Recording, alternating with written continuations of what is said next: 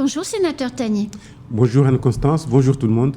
Alors vous avez entendu hier, puisque vous êtes un fidèle auditeur de la matinale de Kwesi, vous avez entendu hier les deux représentants du syndicat de la magistrature tenir un certain nombre de propos sur l'amalgame, notamment entre immigration et délinquance et un certain nombre d'autres choses.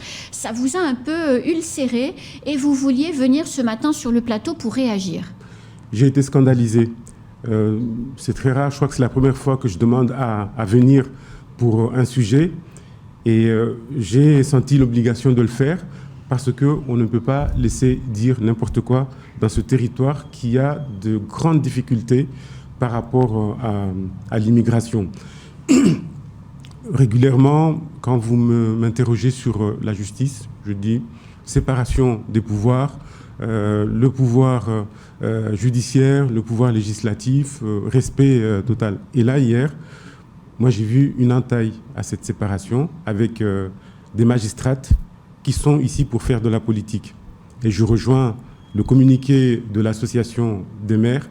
C'est inacceptable. Ce déni de la réalité sur la situation migratoire, qu'est-ce qu'on doit faire ? Qu'est-ce qu'on doit faire ? En fait, il ne faudrait rien faire. Il ne faudrait pas respecter la loi parce qu'il y aurait des émeutes. Mais comme vous l'avez si bien dit, il y a déjà des émeutes régulièrement. Et moi, ce qui me scandalise, c'est qu'un magistrat, une magistrate qui est là pour faire respecter la loi, pour appliquer la loi, mais en fait, viennent quelque part la discuter. Mais sénateur Tani, sur l'amalgame qu'elle regrette entre immigration et délinquance, j'ai quand même l'impression qu'il y a des rapports de personnalités dont on ne peut pas nier la compétence, qui ont fait le lien entre immigration et délinquance. Vous êtes parlementaire, vous connaissez par cœur tous ces chiffres et tous ces rapports. C'est quoi la réalité ? Il faudrait sortir de cette cécité qui consiste à dénier à Mayotte tout lien entre l'immigration et l'insécurité.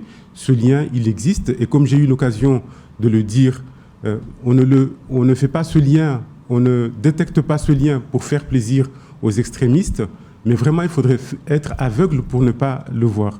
Dans un territoire de 374 km², à ne pas comparer avec l'Hexagone qui fait 550 000 km², où vous avez, c'est contesté par personne, la moitié de la population qui est étrangère. Dans cette moitié, énormément de personnes en situation irrégulière, donc qui sont déjà en situation irrégulière sur le sol français.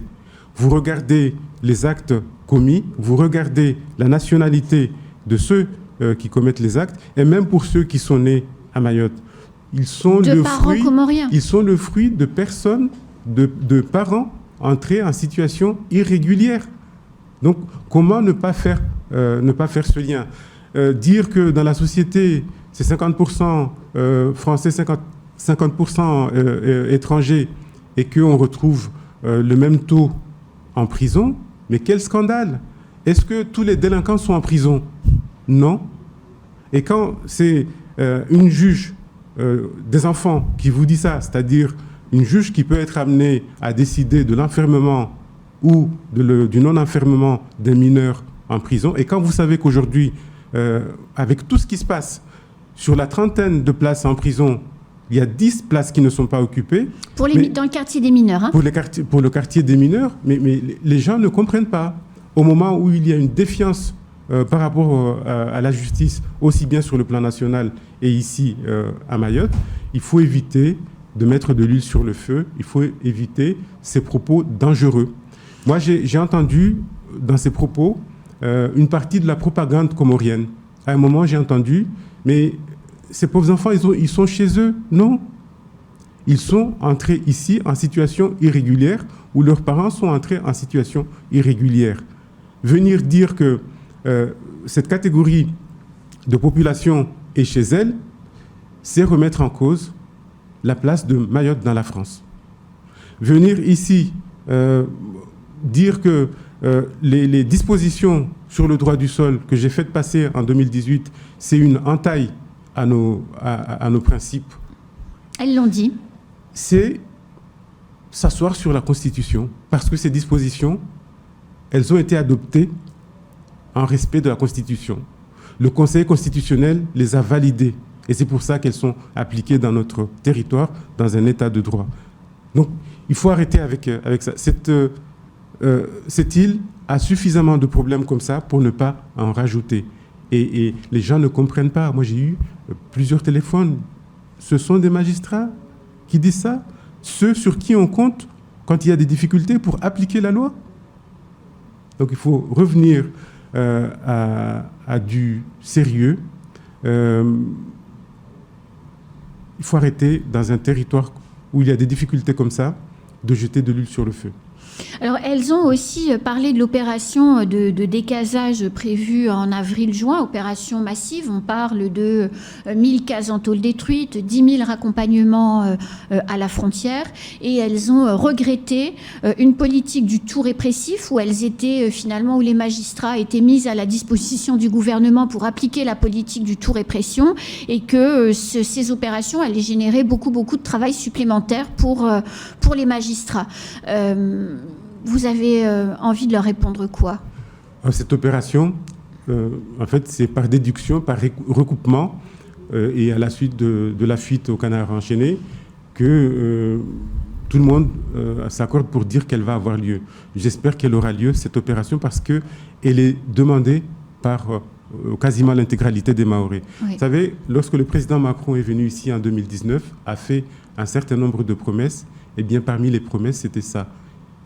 C'était ça, il faut arrêter avec le statu quo, parce qu'on ne peut pas vivre dans un territoire où vous voyez partout, vous êtes entouré de bidonvilles, et en fait faire comme si la situation allait bien.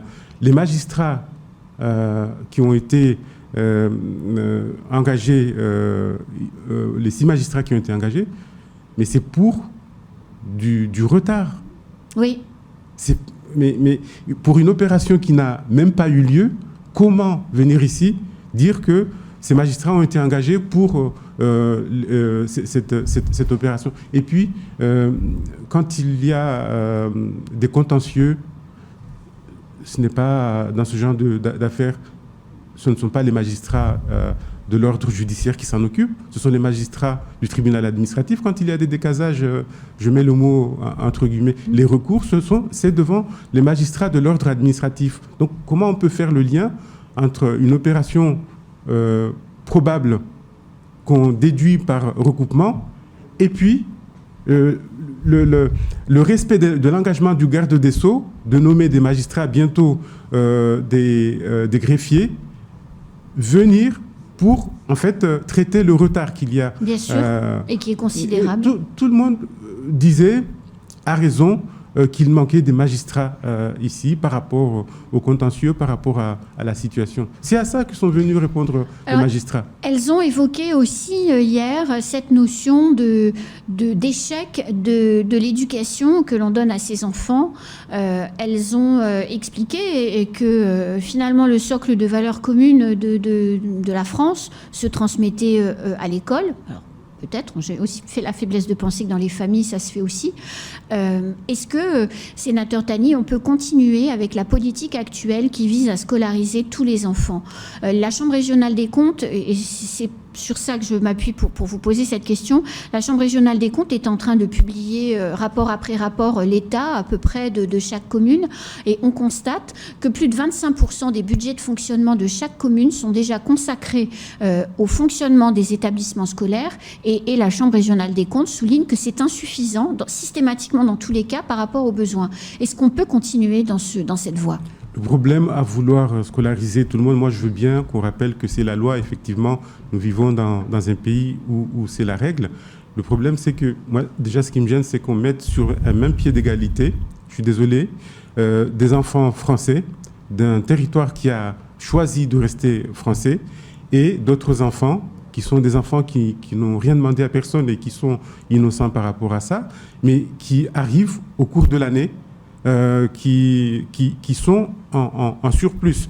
Les communes Mais les communes aimeraient bien respecter ces principes, mais avec quels moyens? Aujourd'hui, le système fait qu'on tire l'éducation nationale vers le bas. On met dans les classes des enfants allophones qui n'ont pas le niveau, oui. qui sont plus âgés que nos enfants du territoire, qui tirent le niveau vers le bas. Et ça, c'est satisfaisant. Nous, les élus de Mayotte, nous sommes là pour défendre les intérêts de la population de Mayotte et nous allons le faire. Nous n'allons pas mettre en avant des considérations humanistes. Nous sommes tous des humanistes. Mais il faut comparer ce qui est comparable. La population de Mayotte ne peut plus, ce territoire ne peut plus accueillir tous les enfants à scolariser de l'océan Indien. Ce territoire ne peut plus accueillir tous les candidats à l'Eldorado. Parce que c'est ça aussi. Moi, je veux bien qu'on compare par rapport à ce qui se passe en métropole où l'immigration reste marginale. Mais ici, et puis en métropole où parfois des gens sont menacés de leur vie et vont chercher refuge, ici, ce sont des personnes qui pensent que Mayotte, c'est l'Eldorado. Oui. Ils viennent pour chercher une vie meilleure. Moi, je suis pour aider la population étrangère, notamment en Johannesburg, mais chez elle. La coopération pour construire des écoles là-bas, pour construire des hôpitaux là-bas, mais tout le monde ici est favorable, en tout cas une bonne partie des élus est favorable. Mais il faut rendre ça possible et arrêter de ne pas regarder la réalité en face et permettre que ces aides se fassent en direction des Comores. Ce n'est pas ici qu'il faut tenir ces discours. Moi, je n'ai entendu aucun mot sur la lourde responsabilité des parents de ces enfants et sur la lourde responsabilité du pouvoir politique comorien qui n'assume pas ses responsabilités. Mais alors, il y a une question quand même qui taraude toute la population mahoraise, c'est l'accession d'Azali Assoumani au poste de président de l'Union africaine. C'est quand même un poste prestigieux, hein, il faut bien le dire, avec des responsabilités très importantes quand on voit le nombre de guerres et les besoins de développement économique du territoire africain. Est-ce que ça ne va pas venir quelque part rendre encore plus difficile d'imposer au gouvernement comorien de respecter ses engagements, de reprendre ses ressortissants et surtout d'arrêter d'en envoyer? J'espère que c'est à ça que va s'atteler l'Union africaine, de demander à son président de s'occuper de ses concitoyens avant de chercher à s'occuper de l'Afrique entière. Et espérons que ce mandat sera mis à profit par le président Azali pour s'occuper de sa population et cesser de dire « allez à Mayotte parce que c'est chez vous ». C'est mon grand espoir.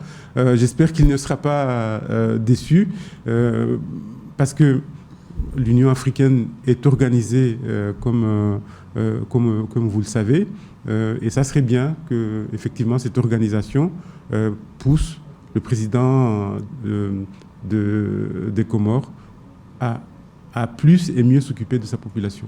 Merci beaucoup, sénateur Tani.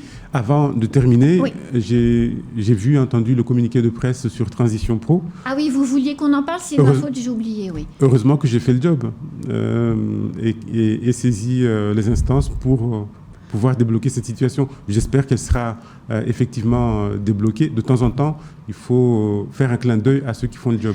Et donc, sénateur Tani, revenons quand même sur Transition Pro, parce que c'est quand même très important. Transition Pro, c'est le FONGECIF, le nouveau FONGECIF, c'est ça, hein, oui. Donc, c'est-à-dire la possibilité pour des salariés en fonction de pouvoir changer d'orientation professionnelle en cours de carrière. Le problème était financier, puisque les dotations étaient sous-dimensionnées par rapport aux besoins, et notamment pour payer un salarié, tout simplement, qui est indispensable pour faire le job. Vous avez bon espoir que les 900 ou 950 000 euros que demande Transition Pro à la place des 300 000 puissent être fléchés sur le département? Oui, et ce que je disais à l'instant, c'est que cet outil indispensable pour Mayotte était menacé. Et Transition Pro a saisi récemment les parlementaires. Oui. Avec la députée Estelle Youssoufa, nous sommes montés au créneau. J'ai posé une question écrite que j'ai transformée en question orale. Et c'est à l'occasion de ma question orale que la DGEFP, Sarah El Haïry, la ministre, a dit qu'une solution allait être trouvée. Et j'aurais trouvé ça sportif que le MEDEF mette ça dans son communiqué de presse. Merci beaucoup, sénateur Tani. Merci à vous. C'est rare de vous voir aussi énervé. Non, je suis très calme, mais oui, en général, je dis vous êtes je dis les choses. J'aime bien dire les choses aussi. Eh bien, écoutez, ravi de l'avoir découvert. À très bientôt. À bientôt, au revoir. C'est la fin de ce temps de parole. Tout de suite, la suite de nos programmes.